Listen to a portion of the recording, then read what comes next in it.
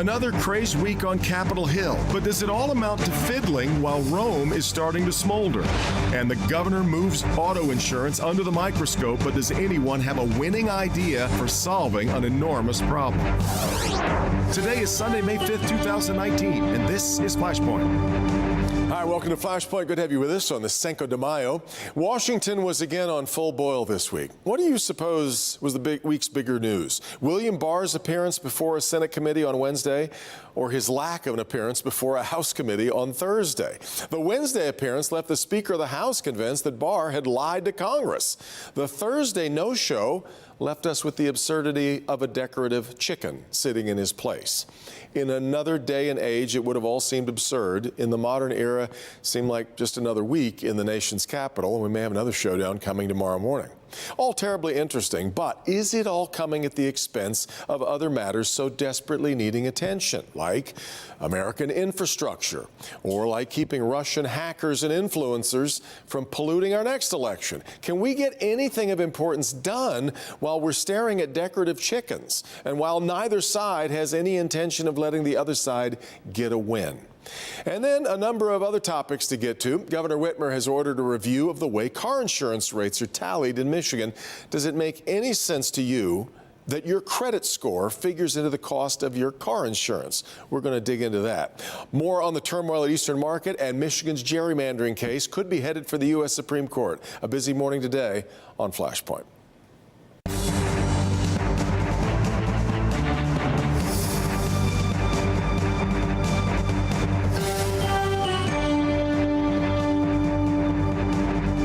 Characterize Governor Whitmer's priorities as being all on the road, what it costs to fix them and what it costs to drive on them. There is, of course, delicious irony in the state that put the world on wheels having so much trouble with just getting around. But let's start with that this morning. Good to have with me a great roundtable group. Sandy Barua is here, the head of the Detroit Regional Chamber, getting ready for this year's annual gathering up on Mackinac Island. Susan Demas is the editor-in-chief of Michigan Advance. Good to have her back with us. Former State Senator Ian Conyers is here, and so is Dustin Walsh from Crane's Detroit Business. Gang, thanks very much for coming.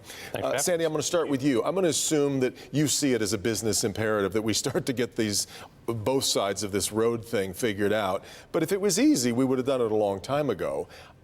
I'm struck continually every time we talk about car insurance that no one can even agree on why they're so high. We really can't seem to.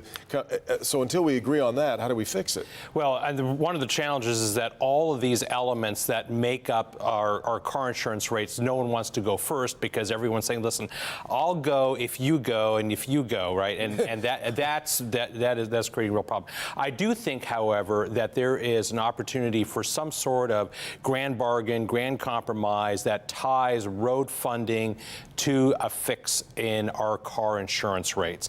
I think that is something that the legislature and the governor could be able to go to the voters and say, listen, yes, we're going to increase some taxes for you that are going to go to the roads to fix our terrible road conditions, but we're going to pair that with a decrease in your car insurance. There's some real viability there, I think. Susan, that makes an awful lot of sense. The original plan, though, from the governor on 45-cent increase in the gas tax, is that dead? Is there any chance of that happening? It's not looking good. Yeah. The Republicans in the legislature who run the legislature still are not enthusiastic, to be kind. However, to this idea of tying them together, then, that creates a new kind of opening. And they are very enthusiastic about bringing down the cost of auto insurance, not just for Detroit, but for all Michiganders.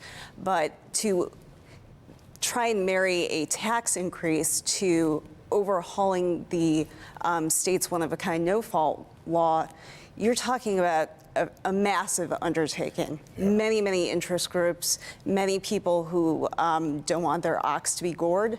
So I don't think we'll see action on that till the fall. Yeah, Ian, that really gets to the heart of what I was saying. That if we can't agree on why they're high, we almost have the Detroit delegation seeing the insurance problems of the city as being separate from those of the rest of the state, and it's kind of hard to move forward with the same solution then for both both, isn't it? Absolutely. And I think when you think about the period of time over which this has happened, it's not as if the deal is getting ready to start increasing people's insurance. The City of Detroit residents have been overpaying for almost generations at this point. And when we look at the factors that have been included, sometimes even getting down to gender of the driver, it's just gone on for too long. Then how do we find common ground, though, then, because for too long, maybe we did allow this to sound like more of a Detroit problem. Finally, the rest of the state has realized we're all paying more than anybody else in the country. Well, sure. As you see folks who write those titles start to walk away, and the issues that have affected Detroit are starting to creep out only to suburban and rural areas, it's really becoming a Michigan issue. And that's why the plan that's been put forward in the previous legislature was really important, not just the de-insurance, but the entire state of Michigan taking a bite at this. Dustin, the mayor of Detroit has seemed convinced that this is all about, really this boils down to a health care question, the healthcare expenses and a lot of healthcare fraud. And yet when we start seeing all of these measurables, like Ian was just mentioned, I'm not sure my credit rating really ought to figure into the way that an insurance company looks at the way I drive. Right. Well, ask the insurer; they'll disagree, right? But yeah, I don't know how you disassociate all these things together, right? They're all linked in. Everything we're going to discuss today is somehow interlinked together in this massive knot. Which should make it easier to solve if it's all connected, but it's the opposite. Well, it's one big complicated mess. Yeah. So we're talking about so many moving parts. I don't know how you tackle one of them. But yes, should we maybe make some rules about what the insurance company can draw? Probably. But is that going to solve the problem? We don't really know that. So where are you then on the outlook for the gas tax and tying these things together? I'm with Susan. I don't know how you possibly do that. Yeah. Throw in the gerrymandering ruling and everything explodes. I just don't know how you do it. All this speaks, Sandy, to this larger question in America, especially when it comes to the roads, about infrastructure. We had a meeting at the White House, I guess a week and a half ago now, the president meeting with congressional leaders, and they come out saying we're all going to agree on fixing infrastructure, and yet we've already started the 2020 campaign. If we're already in a campaign cycle, and I guess I could argue we have been already for almost a year, then nobody is really invested in somebody else's win. So 2 points on that. First of all, the meeting that you referenced, the infrastructure meeting at the White House, was not dissimilar to where we are in Michigan on road infrastructure. The speaker, the majority leader, and the president said we need to find $2 trillion a year. Great. They agreed on the number. No idea how they're going to pay for it, right? They just agreed that we need to raise that.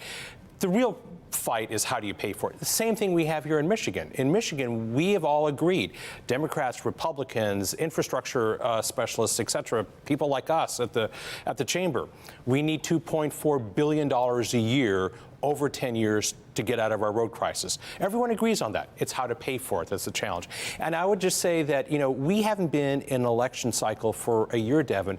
The minute Donald Trump got elected, he started doing campaign rallies. I mean, this is very unprecedented for a president of the United States to be so blatantly campaigning, from day one of his presidency. And the second thing is that he's still running against his opponent in 2016. I don't remember Barack Obama running against John McCain after he had defeated him. I don't remember George W. Bush running against Al Gore after he defeated him. I mean, it's just a new world that we're living in. And Susan, the media is complicit in that because generally we would prefer to cover a horse race rather than a bunch of issues.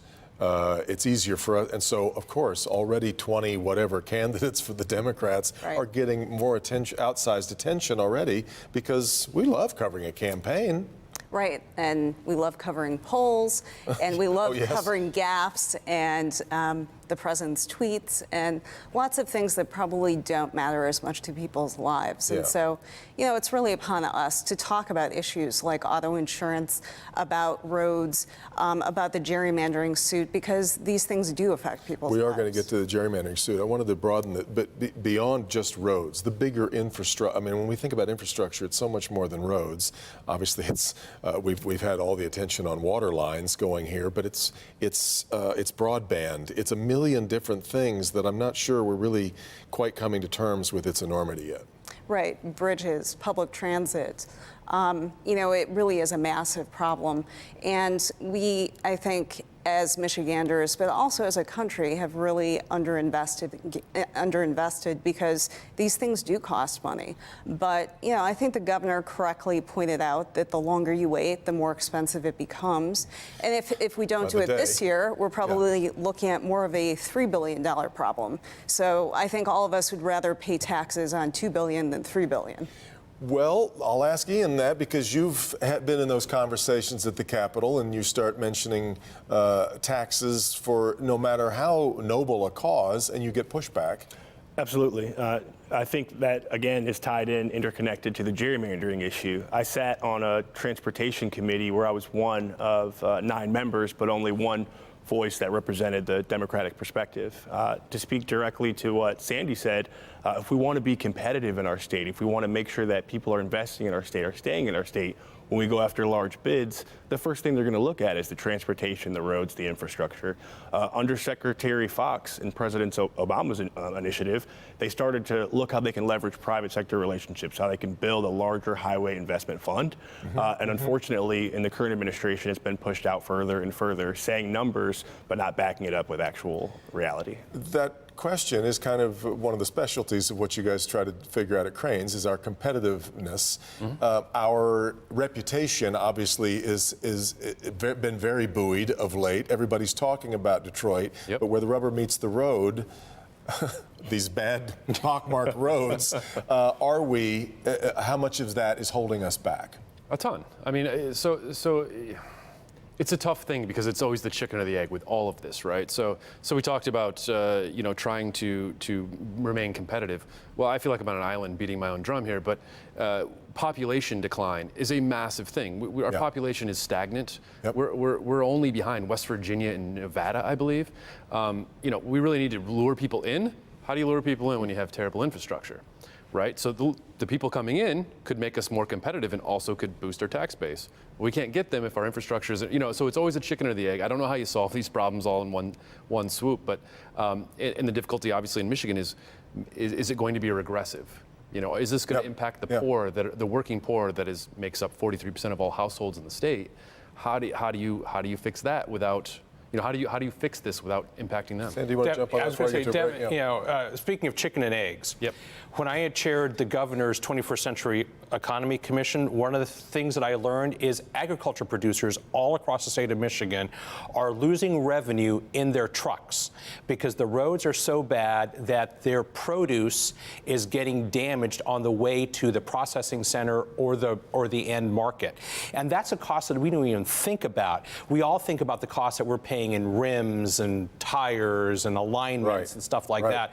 The truckers are, they're the first ones saying, pay more for gas? You bet. Sign me up for this, right? So the people are saying, the businesses are saying, yes, sign me up for this, right? It's, I'm just not sure that, the political will is there to say 45 cents is a doable number.